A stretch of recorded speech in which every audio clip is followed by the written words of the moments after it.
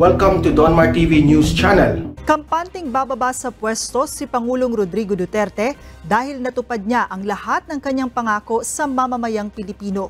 Sa kanyang talumpati kahapon sa inaugurasyon ng Cancer Diagnostic Institute Building and Cancer Treatment Facility Building ng Southern Philippines Medical Center sa Davao City. Sinabi ng Pangulo na kahit paano ay nakita niya ang pagbabago sa buhay ng taong bayan. Kasama na dito ang pagsugpo sa problema sa droga, pagkakaroon ng universal healthcare, libreng edukasyon, irigasyon ng mga magsasaka at mga bagong infrastruktura. I am on my sunset of my life. I walk with a limp dahil sa numerous disgrasya sa motor. Hindi talaga ako nadala eh. I'm coming home, God willing, kita ko Pilipinas, okay naman.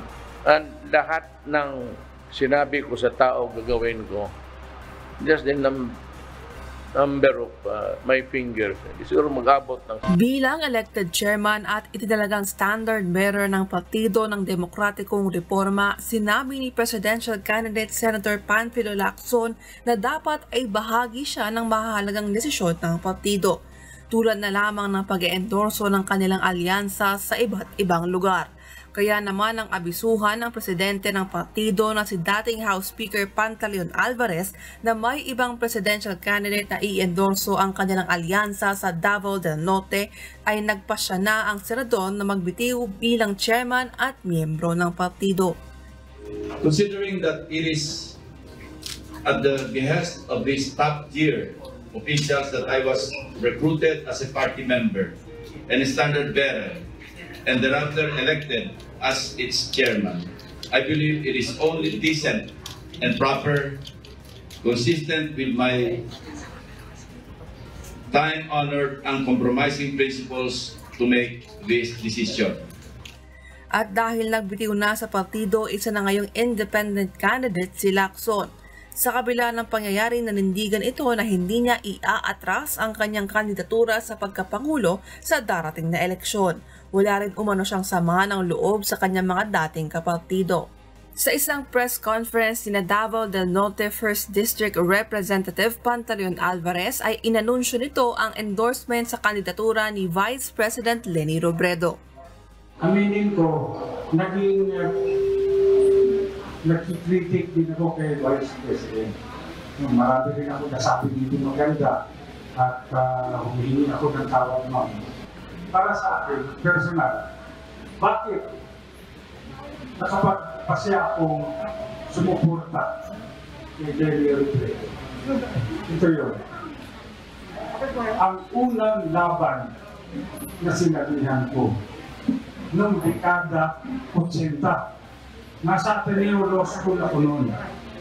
At naalala ko pa rin, sumasama kami sa mga marcha-marcha doon sa kalye para tuldukan ang rehimeng diktadurang Marcos.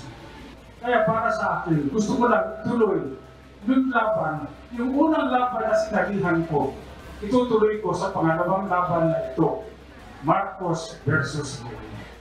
Ayon kay Michael Henry Yusinco, Senior Research Fellow ng Ateneo School of Government, pangunahin pa rin ang interes ng political party ang dahilan kaya lumilipat ng sinusuportahan kandidato sa eleksyon ang isang partido.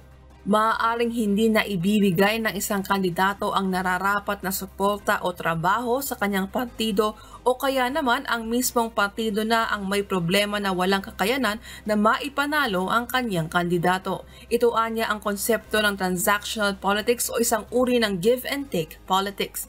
Sa kaso naman ni Senator Lacson, ayon kay Yusinco, may kakayanan naman ang Partido Reforma na makakuha ng boto lalo na sa Davao Region na kilalang baluarte ng mga Duterte. Pero tilaan niya nagkaproblema rin ang partido sa nagiging posisyon ni Lacson sa mga nagdaang presidential surveys, bagay na maaaring isang dahilan kaya nag-aalangan ng suporta nito sa kandidatura ng senador. Let's be frank here, he's really not performing well in the surveys. So in the overall scheme of things, what happened to him might not matter at all. Galawan po ng mga political party at kandidato na nag-iiba na. Ito yung hindi naman bago sa akin. Talagang mangyayari ito. Basta meron pong leading candidate na malayo na ho ang dating nila kumpara sa mga kalaban, definitely yung mga naiiwan, nagkakaroon talaga ng pagpapanik, nagkakaroon ng mga pagbabago. At hahantong pa nga yan sa mga isyong personal at siraan. Ito hong pag-usapan natin ay itong galawan ng oposisyon, especially ng kampo ni Vice President Leni Robredo o Piklawan o tinatawag na oposisyon.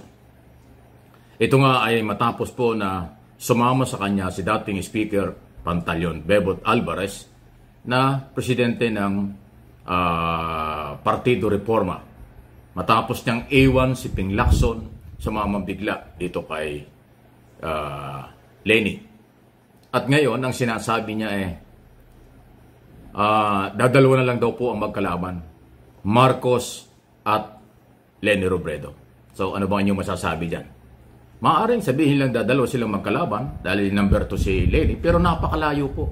Pagdating sa survey, yung 35 hanggang 45%, talagang malayo at napakahirap habulin yan. Pero hindi lang ho yan yung iso. Ang tanong, ito bang si Alvarez ay merong kredibilidad? Ito ba ay makakatulong kay Robredo? Ito ba'y pinaniniwalaan pa ng mga politiko at ang taong bayan? Matapos na ang record nito ay palipat-lipat, dating kakampi ni Pangulong Duterte, kaya nga naging speaker, katapos nun binanata na ang gobyerno, pero bago yan, nung siya speaker, marami siyang sinasabi laban kay Leni Robredo. Sinabi nga niya na dapat daw ma-impeach si Leni Robredo, matapos na ito'y magpakita ng mga videos sa United Nations, kaugnay sa mga nangyari sa Pilipinas. Ang daming batikos nitong si Alvarez laban kay Robredo at sa oposisyon. Tapos ngayon biglang kakampi ng oposisyon. Pero maliban dyan, meron pang unfinished business sa kampo ni Lacson dahil sinabi ni Lacson, merong 800 million pesos na hinihingi itong kampo ni Alvarez. Nung hindi niya maibigay, iniwanan siya. Ganun yan ang lumalabas sa pahayag ni Lacson. So masyadong personal, masyadong pera-pera. Kaya ang tanong ngayon tinanggap siya ni Leni. Ibig sabihin si Leni ay mayroong ganong kalaking pera na ibinigay kay Alvarez. So masalimuot yan. At hindi maniniwala ang taong bayan at ibang politiko o taga-suporta ni Robredo na walang perang involved dito. Dahil pera yung dahilan kung bakit niya iniwan at nakahiwalay sila ni Lacson. Maniniwala ba kayo na magpunta kasi kay Robredo, tiway lang, or walang involved na pera? So napakalabo nun. Hindi totoo yun. So ang tanong nga meron bang kredibilidad pa etong Partido Reforma ang pinamumunuan ni Alvarez? Yan po yung dapat na may paliwanag. At dahil dyan, ngayon ay sinasabing sila lang yung lehitimong magiging kalaban ni Marcos. Yun isabi lang nila. Pero malabo. Okay, malabo makahabol.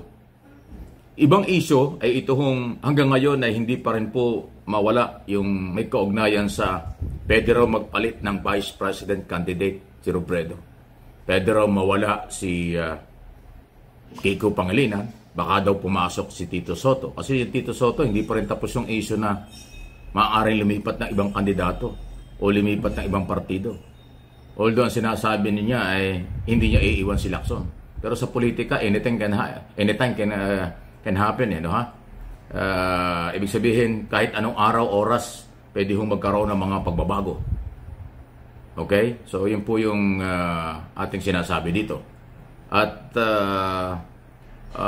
meron pa ngang report na baka daw si Soto ay magpunta rin kay mag-withdraw na lang at sumama na lang kay Sara. Kasi ito naman ay kaugnay dun sa galaw ng kanyang anak na hindi naman nagdi-deny pero parang ginawa na parang pro-Sara siya. Nagsuot ng kulay green na nakalagay ay Sara All. Mukhang yung kanyang pamilya ay para kay Sara. Ay kandidato si Soto, yung tatay niya. So medyo masalimuot.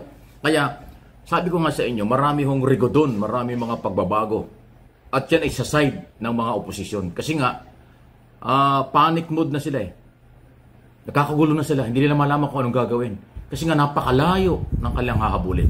Sa natitira ngayong araw na ito, 44 days na lang before election.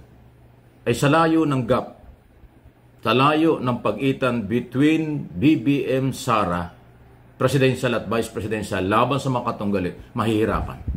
Ngayon po ay magulo sila. So talagang, ewan ko kung ano mangyayari. Hirap talaga.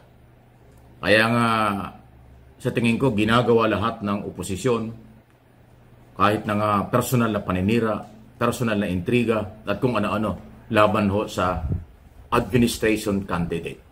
Kaya sinasabi ko, ang administration candidate, kaya sinuportahan nga ng PDP laban, si Bongbong Marcos at Sara Duterte. Pero ito pong mga nangyayaring ito huwag nating ikababahala sa side ng mga Marcos supporters, Marcos loyalists, nationwide at maging sa abroad. Kasi ang problema yung oposisyon, hayaan nyo silang magkagulo. Ang focus ng leading candidate ay tuloy-tuloy. Katunayan kahapon, naghiwalay muna si Marcos at saka si Sara, pareho sila umuwi sa kanilang mga probinsya at distrito para kanilang suportahan ang mga local candidate. Okay? So okay yun. So walang intriga, walang problema sa mga leading candidate. Itong oposisyon ang nagkakagulo dahil nga sa hindi niya alam kung paano ang gagawin nila. Kung sila naman ay magkakaisa at ngayon 44 days na lang before election, malabo na rin. Kahit pasabihin mag-withdraw na yung marami sa kanila, isa lang ang kanilang kandidato, mahihirapan pa rin humabol kay Marcos. Okay? Masyadong late na kung magbubuo pa sila. So ngayon, kanya-kanya. Dahil meron silang tinatawag tayong mga personal interest din, hindi naman nawawala yan. So, ang ganun pa man, ang magandang balita ay tuloy ang maayos na kampanya sa kabila ng napakainit na panahon. At ngayon pong panahong ito, mag-iiba talaga ang labanan dahil ang local candidate kasali na. Dito natin malalaman kung sino ang maraming followers at supporters sa local level. Dahil talaga hong lalantad yan. Abangan ninyo, although sa local, marami ring magkakatunggali. Nag-aagawan silang makasama sa BBM Sara tandem. Pero normal lang yan. Maayos din nila yan. Ang mahalaga, yung mga leaders sa mga probinsya, city, municipality, by region, magiging intact yan. Pabor sa administration candidate, pabor sa leading candidate. Yan po yung aking assessment, observation sa kasalukuyang sitwasyon.